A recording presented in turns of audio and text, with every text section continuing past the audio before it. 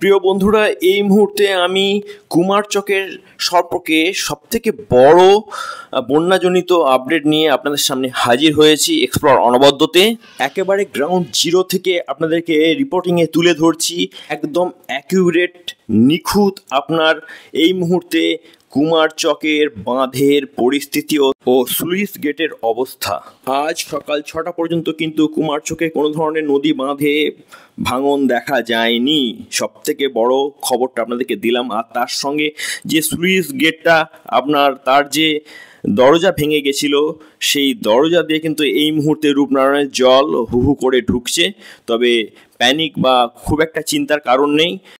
আশা করা যায় ধীরে ধীরে জলতল বাড়তে চলেছে আর তা প্লাবিত করতে চলেছে ব্লকের অন্তর্গত কৈজুড়ি, কুমারচক, রানীচক, ভুতা, দড়ি, অযোধ্যা এরকম বেশ কিছু গ্রামকে প্লাবিত করবে বলে আশা করা যায়। তাই সকলের উদ্দেশ্যে বলবো, আতঙ্কগ্রস্ত হবেন না।